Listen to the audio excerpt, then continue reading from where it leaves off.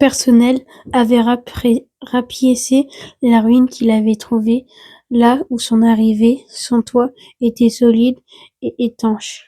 Le vent qui le frappait faisait sur les tuiles le bruit de la mer. Sur les plages, son ménage était en ordre. Sa vaisselle lavée, son parquet balayé, son fusil graissé, sa soupe bouillait sur le feu.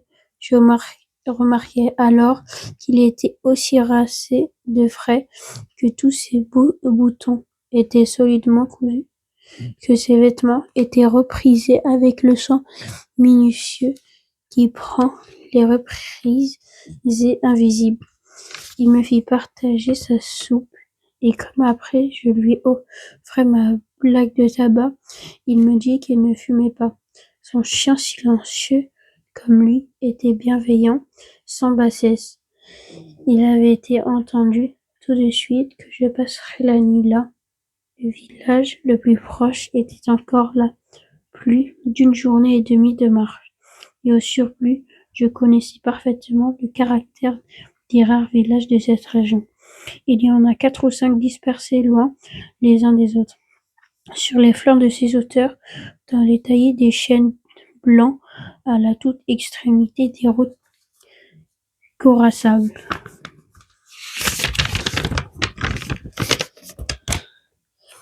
Ils sont habités par des bûcherons qui font du charbon de bois.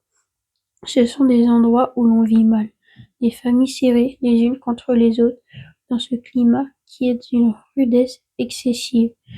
Aussi bien l'été que l'hiver exaspèrent leur égoïsme en vase clos, l'ambition irraisonnée, si démesurée, dans le désir continu de s'échapper de cet endroit. Les hommes vont porter leur charbon à la ville avec leurs camions, puis retourneurs les plus solides qualités, craquer sous cette perpétuelle touche écossaise. Les femmes mijotaient des rancœurs.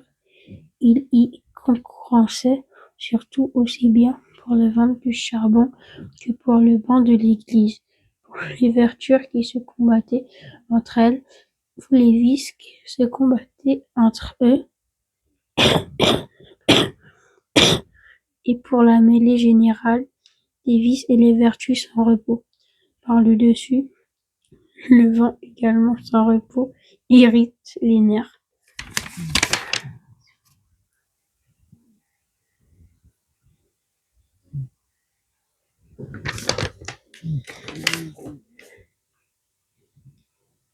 Il y a des épidémies de suicide et de nombreux cas de folie, presque toujours meurtriers. Le berger qui ne fumait pas alla chercher un petit sac et déversa sur la table un tas de glandes et il se mit à les examiner l'un après l'autre avec beaucoup d'attention, séparant les bons de mauvais.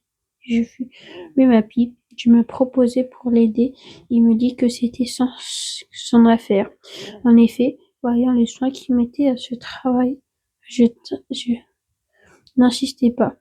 Ce fut toute notre conversation. Quand il fut du côté des bons, un tas de glands assez gros, il les compta par paquets de 10, se faisait les éliminer encore les petits fruits, en ce qu'ils étaient légèrement fendillés, car il les examina de fort près.